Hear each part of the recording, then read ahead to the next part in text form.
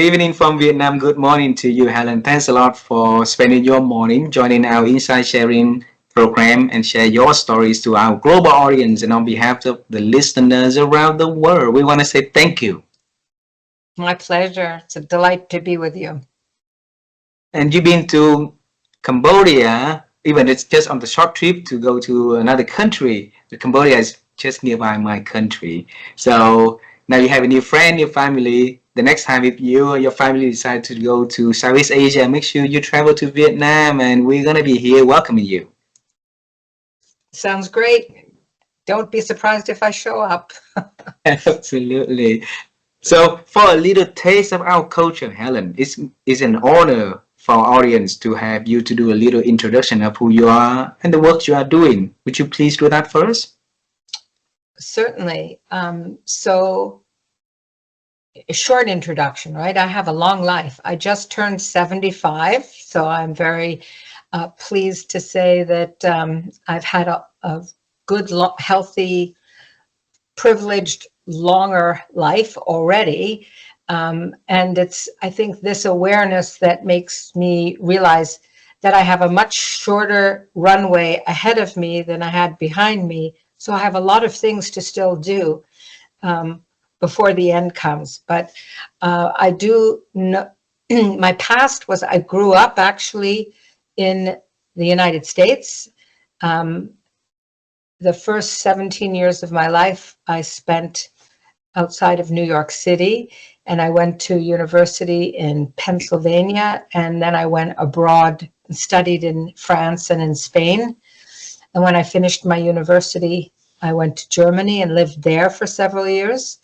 And after that, I came to Canada. And I've lived now in Canada for over 50 years, and I'm married to a Canadian. I have 2 grown children in their 40s, and they live nearby. I'm in rural Ottawa now, so we have about 200 acres, and I live in the forest, and it's a completely different life than in the center of the city. And I've been here I've been married for 47 years, and we're still married, which is an anomaly in today's world. But I spent most of my career and most of my life surrounded by young people. I was an educator, and I started off as a teacher, and then I became a principal of a secondary school. At the time, many women didn't have these jobs, so everything was a struggle.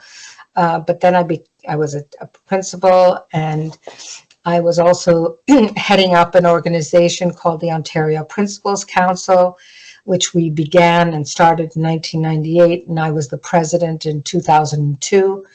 And then when I concluded that year, I went to be the head of a girls' school in Ottawa for several years. At the end of that, when I was there, though, I did a lot of innovative work. For instance, I went with the students, they were all girls, to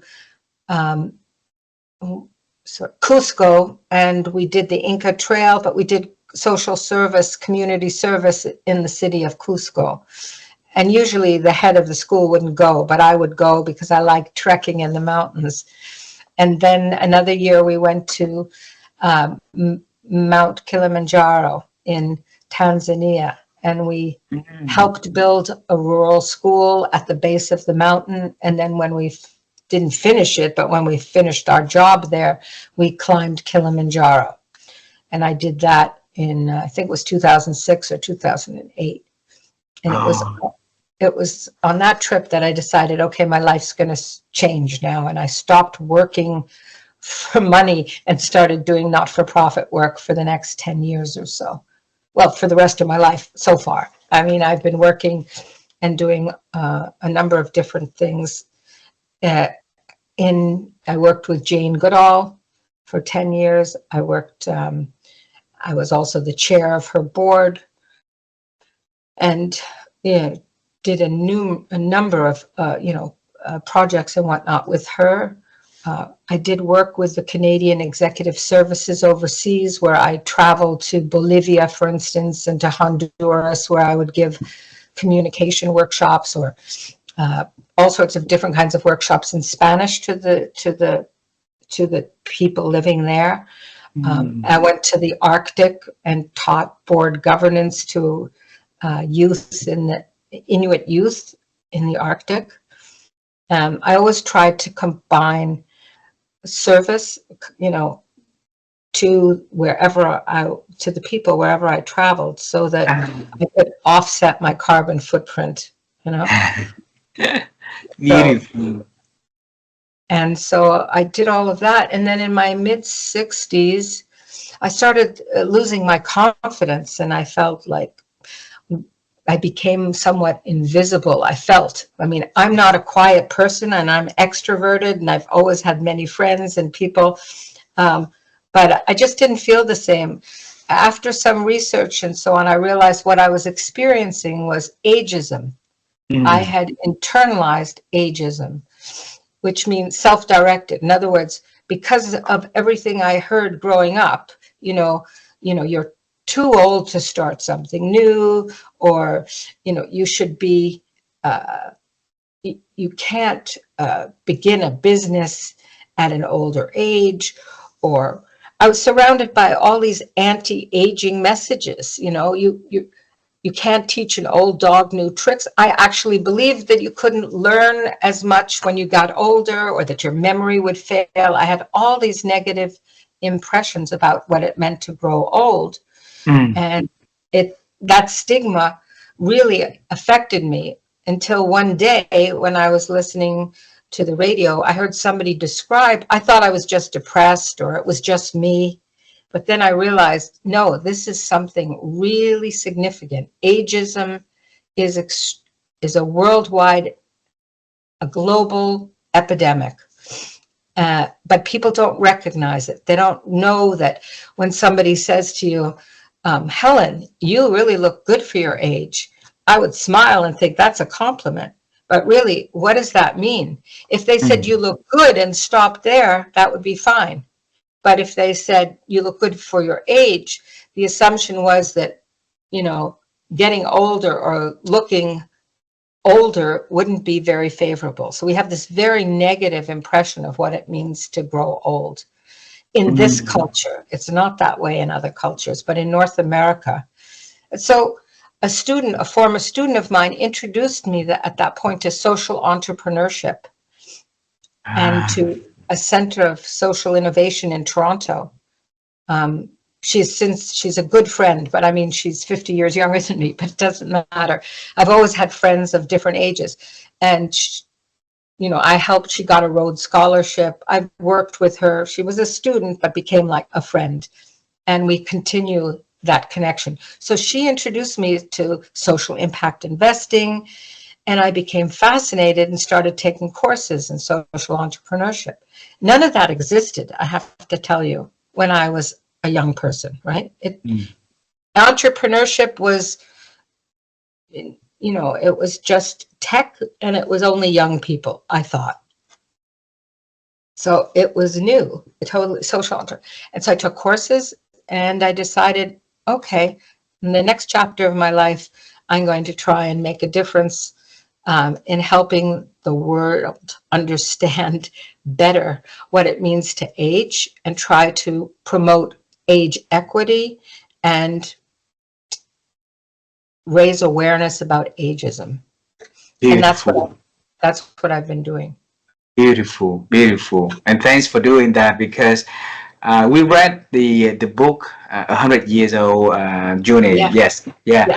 And I interviewed the authors of the book, and they said that the people will continue to live longer, but we yet ready, we yet prepare physically, mentally, and emotionally for that. So the work that you are doing, you are pioneering to help people to get ready for it. It's very important. And this conversation is designed to let the people know why you're doing this and the journey taking you to get there. All right, you introduce about yourself in 6 minutes, but it's not enough for our audience, not fair for us. Okay, so allow me to travel time with you. Is that okay with you?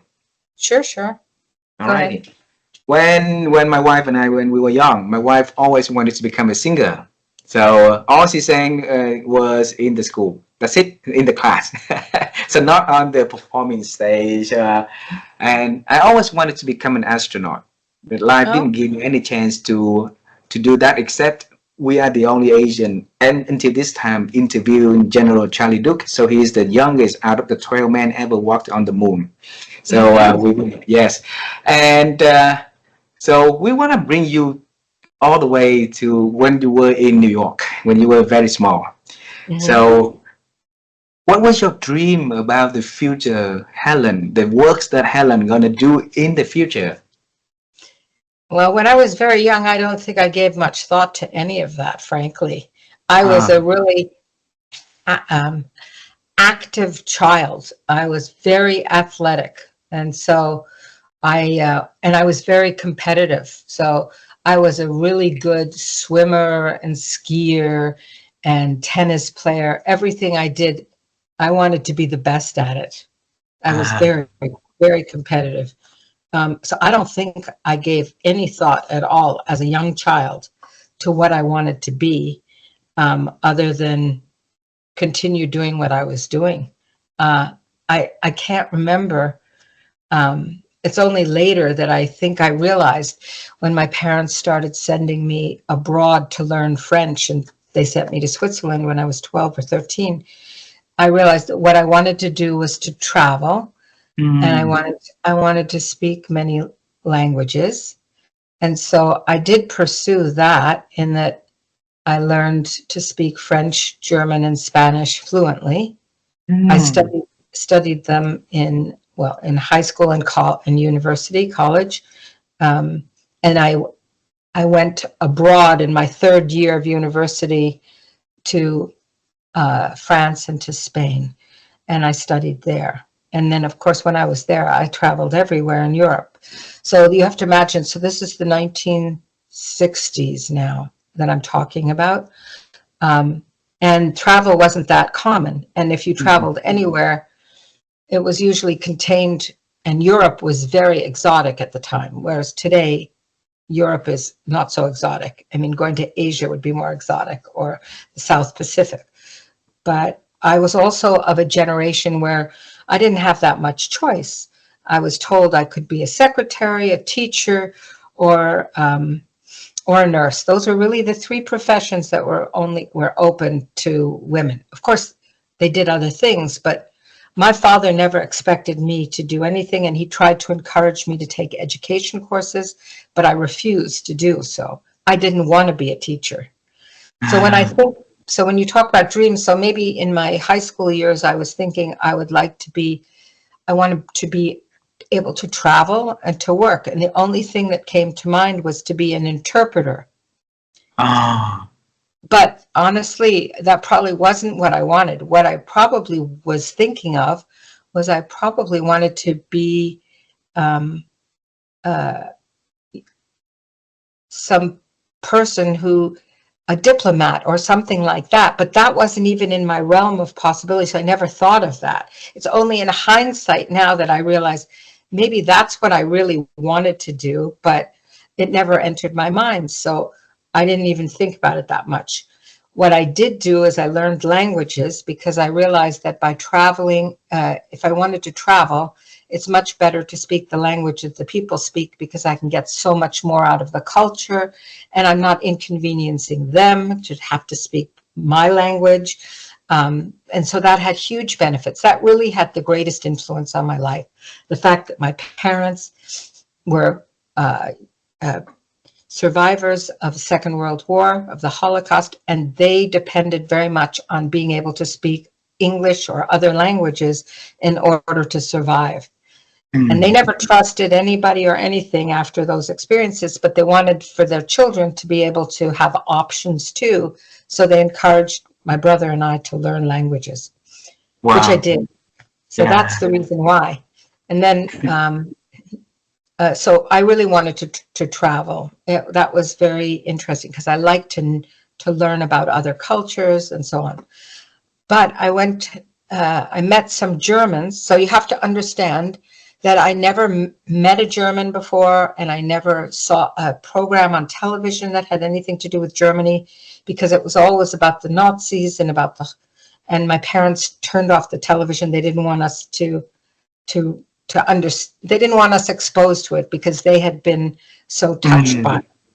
And if you think, I was born 3 or 4 years after the war ended, you know, that's all. So it was still very close. So in the 50s, you know, whenever you saw a picture with a German in it, it was a Nazi or so. So my imagination of whatever Germany was terrible. It was probably not realistic.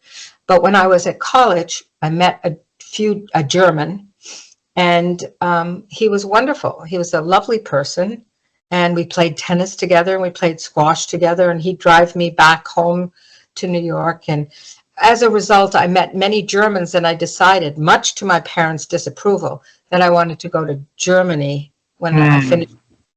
So I went to Germany. The only thing I could do to sustain myself was to teach English, which was the last thing I wanted to do, but I had to do something. So that's how I got into education, was by default, not by design.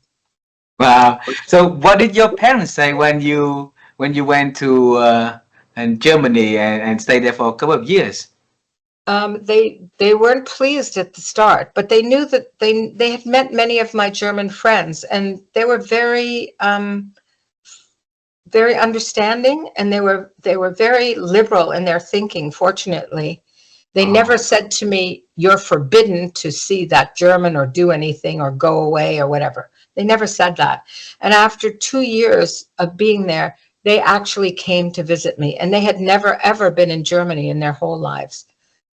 At that point, they were in their 40s or 50s or so, early 50s, and they came to Germany to visit me and to be with my friends, and they had a very favorable impression of how things had changed.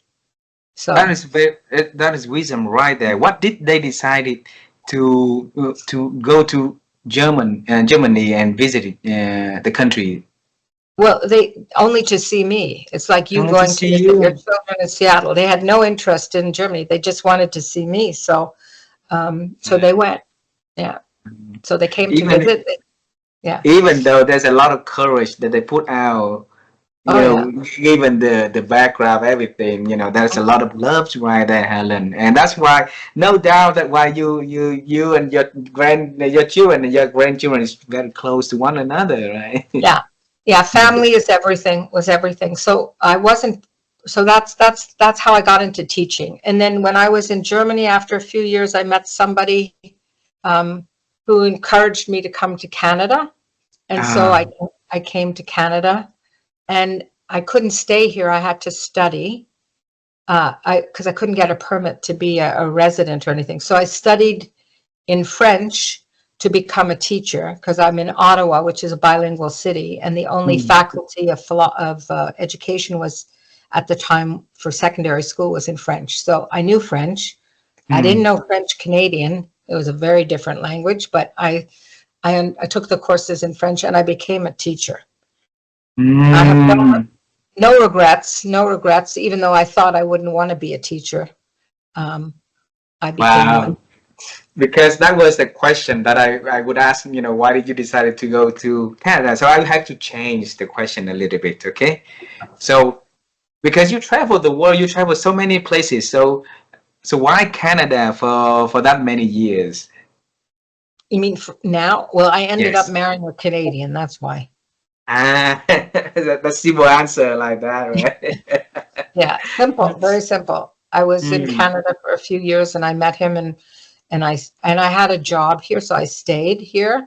And at the time, the relationship between the United States and Canada was good. Although I came at a time when a lot of Americans came to Canada to avoid the Vietnam War in the early 70s. So I just stayed. I mean, it was a good place to be. I had a good job. I had many friends, and it wasn't too far from where my parents were in New York. So I could get on a plane, and I had to get on 2 or 3 planes at that time, but I could get home, and I visited very often, and they came here. Yeah. So as a teacher, and then you grow up your career there, went to many places, do many beautiful projects at the same time, can travel and exercise, right? So so what happened at the years 60 when I noted in here that you starting to question about yourself, question about life and things like that, for a person that very active like you, have a lot of network, have a lot of energies like you. So Hmm. where did that thought come from into your I, life? I don't know. I don't think it's so much a thought as the realization that once I was always a leader in my respective roles, right? As a head of a school and a principal and president of a big council responsible for 5,000 principals. People always wanted to talk to me and have conversations and so on. But when you lose your title, especially in North America, and Mm, you don't have any business card anymore, your identity very often is is lost, yeah. or you feel as if you're. And I was always such a hard worker that I hadn't developed a whole lot of hobbies. I mean, I did a lot of exercise and sports and read and movies and had lots of friends, but it wasn't the same. And I'd go to a party or something and nobody really wanted to talk to you anymore. Because we have such a stupid mentality, if I can say here, that everything is attached to money and name and brand and so on. So that's Mm, what I think. That's what the origin of that feeling was, that yeah, people don't question or get involved or inquire or aren't as curious anymore. And then you start to feel invisible, especially as a woman, not so much as a man. mm, And when you get older, it's a known fact that women, there's lots of discrimination against women as they get older in North America. They lose their jobs, they dye their hair so they look younger, they put on all these creams and everything so that they look younger, because this society has been youth centric for a really long time, really since, after World War II. Everything is focused on young people. mm. You should look young, be young, try to be young, do everything you can to remain youthful. And I started to realize that that was affecting me. So Oh. that was where the interest came in, and the understanding of what ageism did to individuals, to communities, and to society and economies in particular, is that people begin to change their thinking about what the value is of an older person. That's not Mm, true in Vietnam, I know, and not in a lot of other Asian countries, but it certainly is true here. It will change, and that's also part of the reason why, um, as boomers, oh sorry, as boomers, and I would be of that generation, and I don't like referring to people as a generation or anything. Um, we were the ones that was changing the world, and then suddenly we became old. So we're the ones, besides Zuckerberg, who said, anybody over 30 is old and they're not as smart enough anymore, or this, that, and the other thing. Um, we were the ones responsible for those feelings, because we were the ones who were championing, capitalism and, you know, we weren't as individualistic, but we were, we weren't as generative as I think the generation is now, yeah. where we want to give back. But at the time, we were absorbed with ourselves, and we were the bulk of the population, right? If you Yeah. look at a population pyramid, it was huge at the bottom and very small at the top. Yeah. Now it's the exact other way. It's like a column going up, and the fastest growing group of people is 85 and older now. So, everything has changed, but ageism has permeated society to such an extent that in the United States alone, it's a $64 billion industry for cosmetics and skincare for Yeah. for 1 year alone. I want to bring you to the moment of uncomfortable Mhm. because you in that moment you realize something important, a mission, something that you need to do, right? Can you And you excuse me respond, 1 second? I yes, just yes, have, no worry. I'm on a Zoom call. Can I call you back? Sorry. No worry. Yeah. So, no worry, no worry. So, let me start it again, okay? So, I want to bring you to the moment that you got uncomfortable, okay? And because a lot of people, a lot of time, will go into that uncomfortable stage, but Right. they stay in that stage. They're That's right. not getting out. You got out of that, and you're starting something new, not only to help you to change, but also create a movement to help the people to Right. age well, right? Mhm. So the people deserve to know how you feel when you were in that moment every day. What was in your head? How did you feel? How uncomfortable you were? Well, I was always busy doing a number of different things, but to tell you the truth, what frustrated me the most was, and I described to you a lot of the not-for-profit work that I did, traveling and so on. But I was always part of a project, but I never saw the end of it. That I found that frustrating, and so I had to reflect. I did a lot of reflection, but it wasn't necessarily conscious reflection. It was sort of subconscious. But I realized at one point, Helen, you're in your mid-60s. You still have a lot of energy and drive. You can do more than what you're doing now, and that was the thinking. But I think I'm lucky too, because my health was good and is pretty good, and I have energy and enthusiasm, and I enjoy being with people. But I realized, I started learning and realizing that for me to age happily, let's put it that way, I need to have purpose. And that's, Mm. so I realized, older people lose their dignity because people don't value their contributions.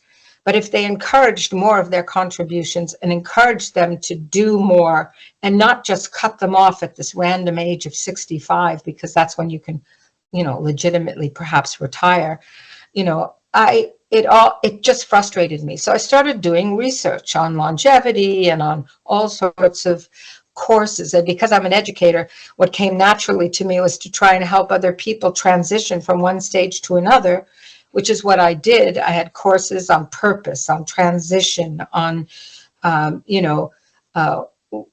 what are the characteristics of longer lived happy individuals. And so I started developing these courses and offering them online. Again, a lot of it was during COVID. So I did a lot of it online. But before COVID, I did it in bars. In the evening, I'd offer courses.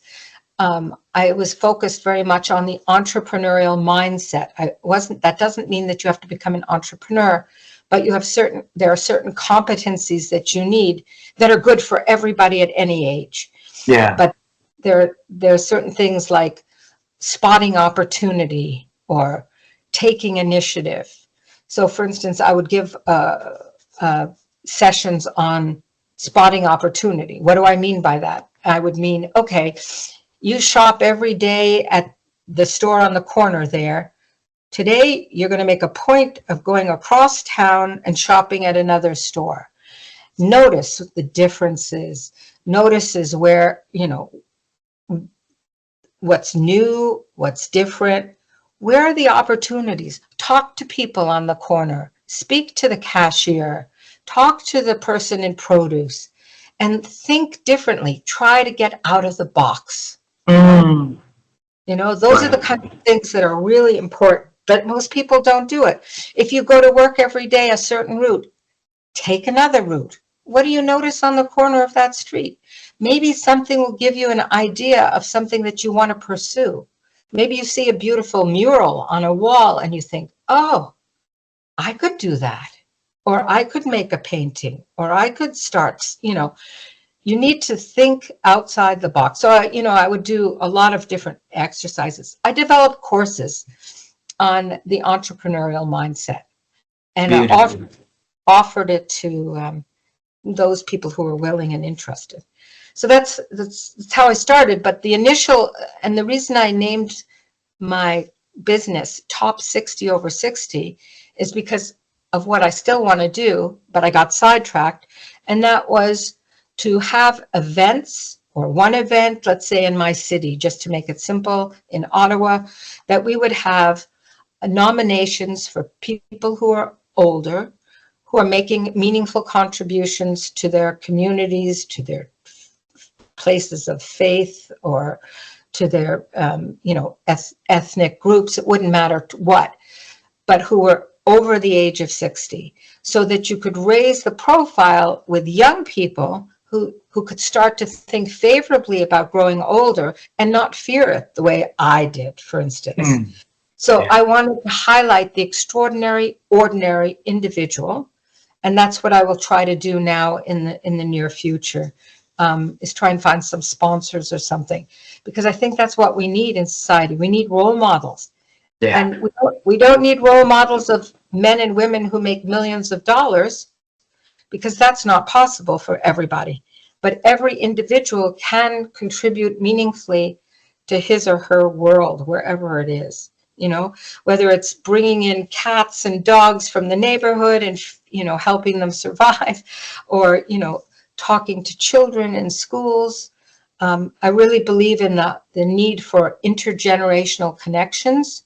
Beautiful. Yes. So that people don't have conversations and they can bridge those gaps. Beautiful. Yeah. So I held conversations over Zoom among different generations, and they worked wonderfully well. And what I found out was that young people love talking to older people, but they don't know how to get started, and they don't know, they're intimidated. They think, oh God, they're too young, nobody's going to be interested in me. But that's not the case at all. So, you are a very determined person, with a driven person with purpose. So I'm sure that whatever you set on the horizon, you will accomplish that. I'm noting here in this notebook is the word purpose. It's important. And it's important because a lot of us living every day at different age, in their lives, don't have purpose at all. So, you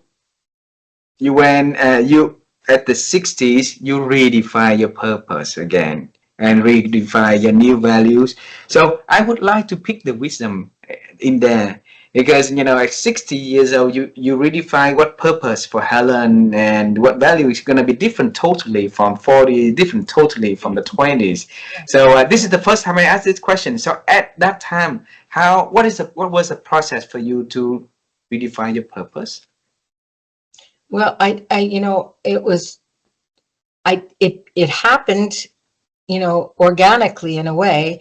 I started investigating. I started doing things. I told you I met a student who introduced me to social entrepreneurship. And my natural inclination was just to go back to education and schools and do something in that area, which I could have done. But I felt like I've done that.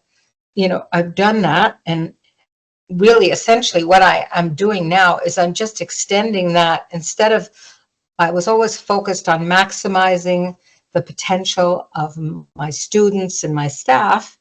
Now I'm just looking at maximizing the potential of people as they age. So it's really, it's not such a big difference. The purpose, perhaps when I was younger, was to survive. So I had to work and I had to do something, and I chose something that I loved doing. I loved being in education. And then I've always loved what I've done. And I've always had the luxury of not having to work longer than I wanted, simply because I worked and had a pension. Not everybody's as privileged as that, So with a pension, I could afford to do things differently too. I didn't have to be 65 and looking for work in a supermarket because nobody would hire me to do anything else, you know. Yeah. So, so, um, so so it evolved into, you know, this new kind of movement, and I started getting networked on LinkedIn and talking to people, just like you're doing, talking to people. I mean, I know people from all over the world, and now that COVID's over, I'm starting to meet them. But it's been an incredible journey. It's so enriching, and it has given me, you know, it's it's educated me to help others realize that the first and most important thing is you really need to be connected socially. It doesn't Mm. have to just be family. It can be friends, but you need to be with social connections. That's when the first things that goes, and loneliness and isolation is the most dangerous thing and shortens your life by several years. Yeah. And So, it's scary for me when you say that the young generation looked at the generations older than them and think that they are less of the values, or to so many different assumptions right there that prohibiting the connections, right? yeah. And they're forgetting the fundamental thing is one day they get to that stage That's also right. themselves, Yeah, right? And then now they push them, they physically and mentally put themselves away into that edge. So instead of connecting into the next generations to understand the wisdom, learning from their life experience, how beautiful it is, right? So what could we do to well, have I think there's a lot we can do, actually, really a lot. And I think you're in a great position to do that. And I'd like to talk to you some more about some things that we could maybe do together. But I really think please? that first of all, the research is very clear. Children who have a connection with their grandparents, for instance, are much less ageist than those who don't. So there are many studies that have shown that children as young as 3 already have very uh, negative beliefs about what it means to grow old. You know, again, I'm talking about my society. I don't think that's true in many Asian cultures. It's the contrary. You do revere your elders, you take care of them. We have something that's called age siloing. You know, you put people away in a retirement home when they get old because you can't take care of them anymore. I mean, to me, that's shameful. But I understand that it may be necessary if somebody needs certain kind of care. However, my Indian friends said they'd be embarrassed to tell a friend that they put their mother in an old age home because they couldn't Mm. take care of her, So, we really have to change that notion of fearing growing older and looking forward to growing older. And we can only do that if we can show younger generations that, in fact, there's a lot that one does throughout life, not only at the beginning of life. Mm. But children absorb the messages of their parents, the parents who will say, oh, watch out, don't run into that old man, he might fall over. Just by Mm. saying that to a child, they think, oh, old, be careful. They're vulnerable, they're frail, Mm. or anything about they're dependent, or that's the common notion. If you look at street signs in this country or in the United States, you'll see pictures on yield signs with an old man and an old lady with a cane walking across the street to say you're in an area where there are maybe a retirement home. Or all of those impressions are very, very, very significant. They show old people every time as weak and Mm. vulnerable. So we have to become more aware of these kinds of images and the stories that we tell children, Oh my So, God. you know, Mm. so children really need to be educated at a very young age, and they aren't, about age. And the other thing is that your children and my grandchildren are going to have lived 30 years longer probably than I have a chance to live. The average life expectancy for a child born today is 100. That's an average. So they're going to live to 120. There is no pressure. There should be not so much pressure to do everything at the beginning of your life. You know, work, have a family, enjoy the family, have enough money to be with your family, take a sabbatical, go back to school, learn something new, start a new career. All of these things are going to be the new norms moving forward. But today, we still think with a 20th century mindset, learn, earn, retire. And that's not realistic anymore. Yeah. Retire, you could be alive as long as you were working for another 40 years. And what are you going to do? Nothing? Sit around? It's crazy. You need to Mm. keep working. And we have to change policies and procedures in governments and in jobs to enable people to continue to work and to contribute. But right now, it's very difficult. We can't get insurance. You can't get there are a lot of things that need to change. But all of that is starting to happen very slowly. Mm. And yet people still adhere to, the old belief that, in your 60s, your time of working is up. But you have the opportunity of doing what I think you are doing. You're taking time. You're going to live in New Zealand for a few months.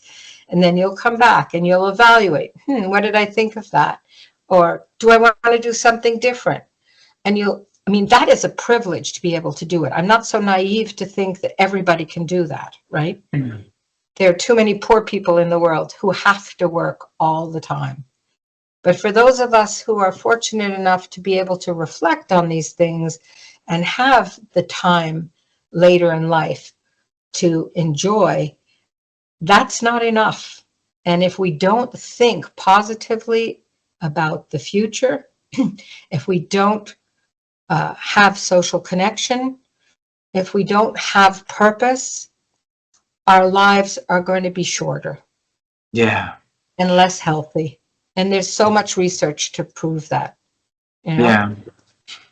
And I'm worried because if we're not prepared, we're not gonna get there, right? It's just like a marathon. Yeah, if you're not exercise, you're not prepared for 1 mile running, then 3 miles running, you're not gonna finish a full marathon, right? No. And every day that if everything that we do, little thing today, will matters a lot. 10 years on the road, 20 years on the road, people don't have that patience to wait to see, because again, we want to see immediate results. We exercise so that the summer we can wear the bikinis to go to the beach, but not knowing that we need to exercise so that 12 years from now, 20 years from now, we still be able to swim in on the beach and the ocean, right? Yeah. So Helen, how could we help the people to prepare for that so that they get to... It's a mindset. I refer to it as a longevity mindset. Okay. A longevity mindset means that you are thinking that and knowing that your life is going to be longer than what your parents or grandparents were, and therefore you need to be prepared to understand that is the new normal. So you've got to think and prepare, as you say. You have to eat well. You have to stay strong by exercising.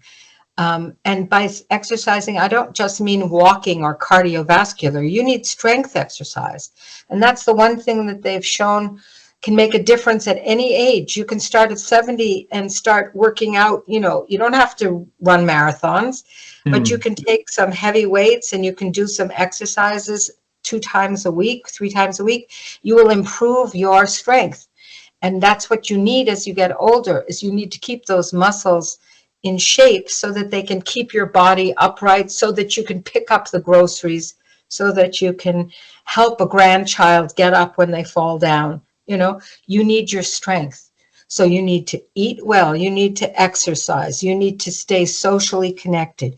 You have to continue to learn and grow mentally. And you need to find purpose. It can be a big P where it's for a greater cause, or it can be a little p, which could be that you're taking care of your grandchildren while your children work, or you have a dog that you need to walk and feed every day. That's a purpose too. That's something that may not be the most grandiose expectation, but it is a purpose. But Beautiful. you need to have purpose, Mm. and it doesn't have to be a grandiose design. What I'm doing is really ambitious. I recognize that, but as you said, I'm driven, Mhm. and not everybody is, but I want to make a difference in a significant way. And I have started to see that by the comments I'm getting, when I speak, or, people come up to me and say, I had no idea that my brain, so I do a lot of brain research and talk about the brain, and your brain peaks at age 30. But that doesn't mean the learning and that you can't continue to grow. There are Mhm. different types of intelligence. It's called crystallized as you get older. When you're younger, it's fluid. We need both of those in the world. And that's Yeah. why the workforce should be multi-generational, because we have different, operating systems in our head as Yeah. we change. And we can continue to learn forever. There's no expiry date on productivity or on creativity. In fact, you get more creative as you get older. Yeah. Imagine the world, how beautiful it is, how creative it could be if different people, different background, different age, right? Coming together and share ideas. How Yeah, beautiful we can, we can make human flourishing. How beautiful that's we my, can create something, right? yeah, that's my Yeah. dream. Yeah. I have two last questions for this conversation today. All right. Sure. And I note Mhm. a lot in my note in here that you mentioned the word think a lot. Yeah, reflect. Yeah. Mhm. Yes, yeah, think. Because my wife and I, we've been on the quest to help people to improve their ability to think. We have a fundamental belief that our thinking capability these days has been diminishing because too many noises, too many problem out there that are affecting our ability to think. So every chance we be able to talk to amazing people that who are great thinkers, we ask this question, and hopefully whoever picked up the answer will be able to find something informative for them to reflect, to think, to learn, and to apply. And that is where their transformation process will begin. Right. Mhm. So the question for you, Helen, is how have you been growing your ability to think over the years? Well, I expose myself deliberately to new situations. So I Mm. have a belief that, and I've operated this way, that I need to get out of my comfort zone at least once a year. Mm. So one of the things that, so I always try to do that in different ways. Sometimes it's to go on a canoe camping trip and to be out in the wilds and sleep on the floor, which I hate, but I'll do it because it brings me into a new awareness about how lucky I am to have a bed, or to listen to the sounds in the forest and to relish what that is. Now I live in nature. I live out in the country, so I have bears and foxes and deer and everything that I'm exposed to a lot. But some people aren't, and I walk every day with my dog in the woods, and I notice things that are different.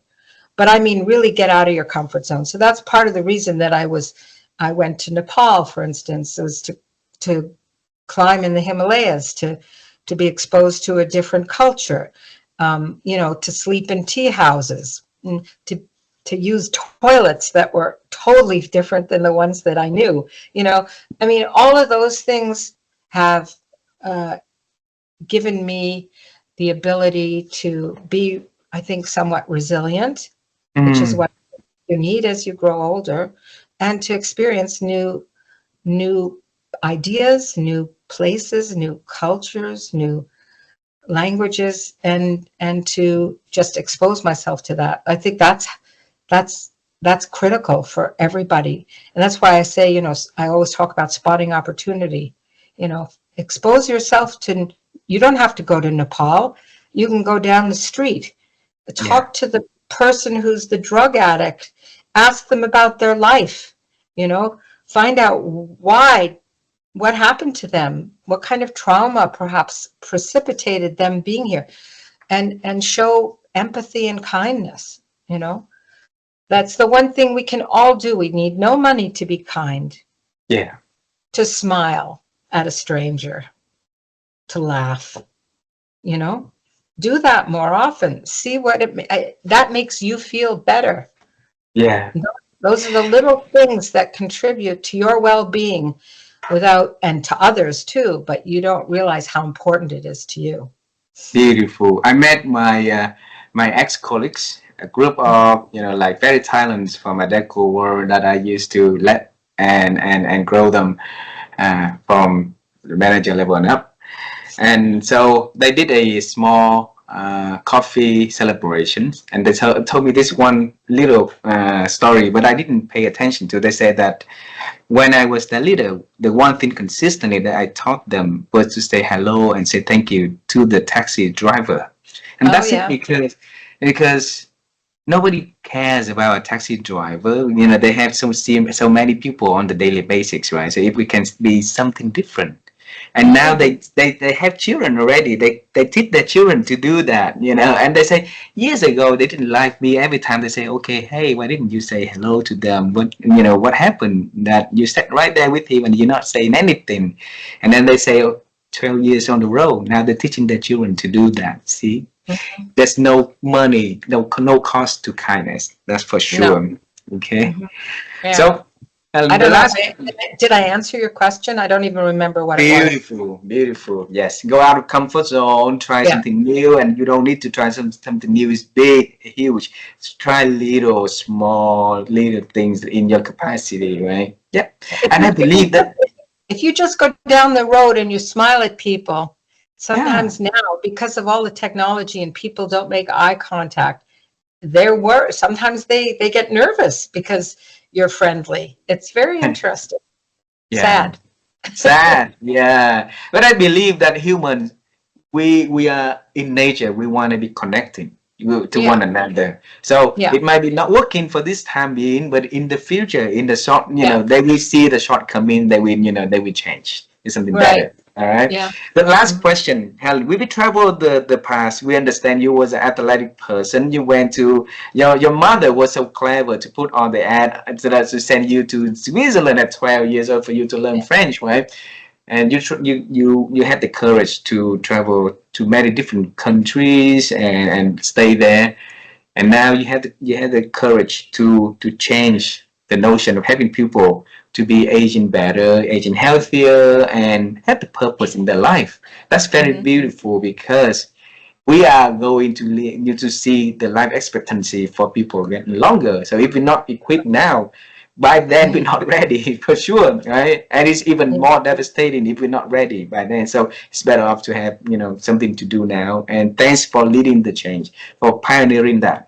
Okay, the last question is about the future, Helen. So it's not fair we don't talk about future. Okay, travel too much of the past already. So is there anything exciting you are working on in the coming months, in the near future, that exciting you want to share it with me and the audience, so we can celebrate with Helen in advance? Well, I've been writing a book. But it's not finished yet. It's finished. It's I need to edit it, and I'm writing it with somebody, so it's more complicated. So there's that. The other thing, as I said, I would really like to get a top 60 over 60 program started, so that it could be continued in different places, and people could begin to see the value that so many older adults provide for society, not just for. The other reality is our economies are going to depend on older adults becoming part of the economy or staying in the economy because populations are declining so quickly. We don't have enough people to replace us. So we need to understand that we need to continue to work and contribute, but it doesn't have to be the same way. It doesn't have to be 5 days a week from 9 to 5. It could be twice a week this week and 3 times a week next week, or half days, or I mean, there's got to be more flexibility, especially for older people and younger people. You need more flexibility. And the world, and that's what we have in common, really in common, a young person raising a family and an older person taking care of their elders. We all need flexibility. So things, so I look forward to those changes. I see them starting to happen, but not nearly enough yet. We're still stuck in our old ways. So remote work is great in some cases.